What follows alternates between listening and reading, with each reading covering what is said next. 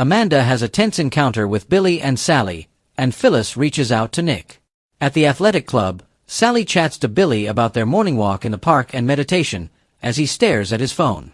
Working to get his attention, Sally wants to talk about her ideas for the Abbott Communications launch party.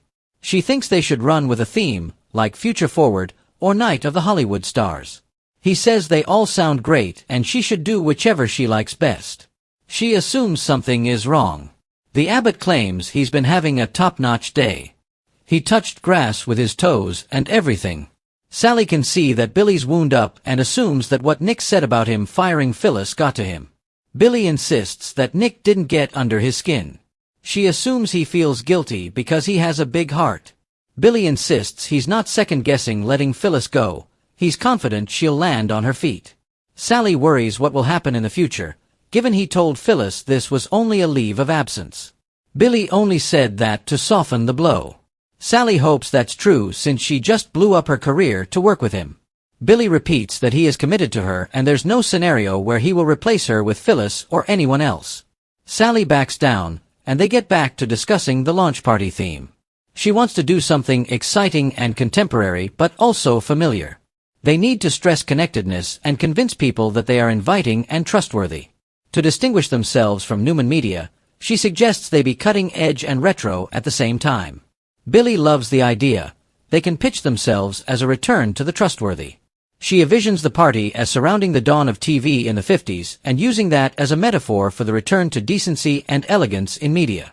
Billy thinks this is brilliant. She's inspirational. He's sure she'll be a superstar. Taking Sally's hand, Billy tells her he no longer feels like eating breakfast. He suggests they go up to her suite and stop talking. They drop their napkins and walk.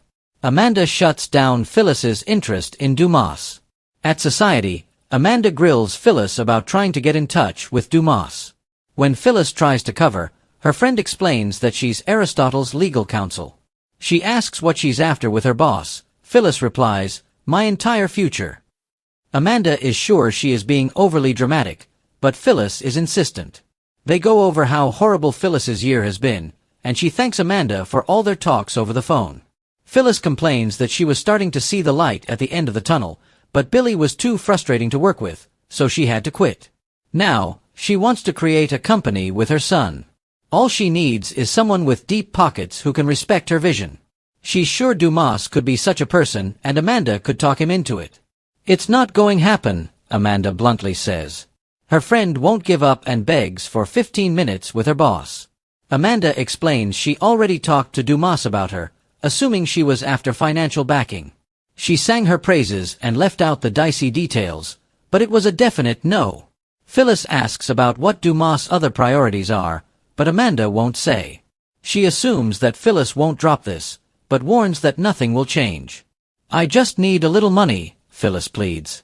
Her friend asks about her idea. Waving her hands, Phyllis says it's a lot of things, and she'd like to pitch them all.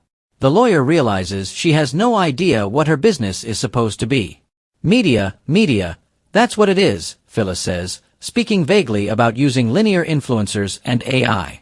Amanda says her boss has no interest in media. Phyllis wonders why he reached out to Billy about Abbott Communications. She realizes Dumas must be interested in Chancellor.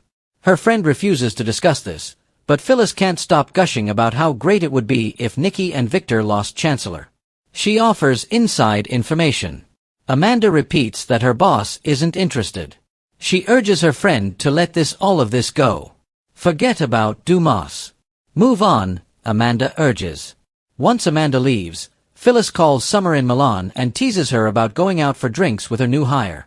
They agree to talk more tomorrow and she tells Summer how proud she is of her. After she gets off the line, she thinks of calling Daniel but decides against it. She calls Nick instead, leaving a message to thank him for offering his support whenever she needs it. She may take him up on it.